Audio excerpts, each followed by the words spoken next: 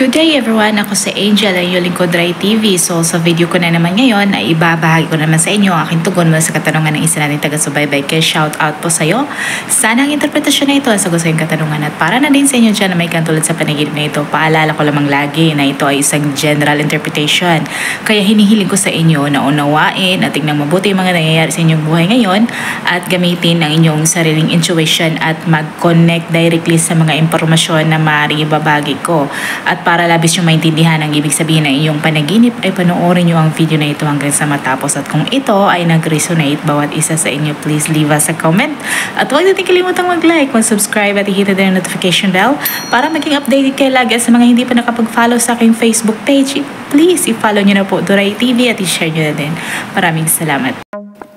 Ang pagkakaroon mo ng panaginip tungkol sa bus na naaksidente at nahulog sa balon ay nagmumungkahi na talagang sinusubukan mong mag-work more communally lately and probably ikaw ay nagiging active sa iyong community trying na mag-enact legislation para kuhanin ng mga involved in causes. Ito ay isa sa mga posibilidad sa mga dahilan kung bakit nagkakaroon ka ng panaginip na bus. Kung hindi ka pa involved in a community at large, then perhaps ay nagiging more involved ka sa localized community sa iyong buhay katulad na lamang ng iyong main group of friends, or are you making an active attempt na magiging friendlier and more accepting sa mga nakapalibot sa iyo? Nagpapakita talaga ito. Pero pag ang panaginip mo tungkol sa bus ay ang pagka-aksidente nito, ito ay nagmumungkahi na kung ano man ang iyong gagawin ay hindi talaga ito umuobra despite sa iyong best efforts. At ang iyong pagiging advance ay nire-reject at sinusubukan mong i-foster ang sense of community with those around you, or sinusubukan mong i-insert ang iyong sarili sa kanilang buhay and communities of others. Pero it has simply not been working. Ang pagkakita ng bus na naaksidente, ito ay nangangahulugan na ang buong komunidad is being brought down with it. At posible na ito ay iyong kasalanan kung bakit ito bumagsak. Siguro yung mga tao sa iyong paligid na sinusubukan mong tulungan ay kaya naman kahit wala ka.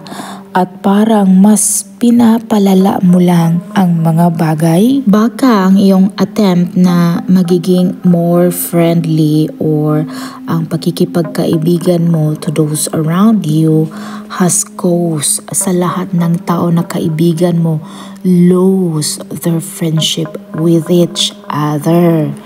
Baka nakapag-create ka ng interruption or distortion in the equilibrium at ito ang nagiging sanhi na mahila mo pa ba ang entire group.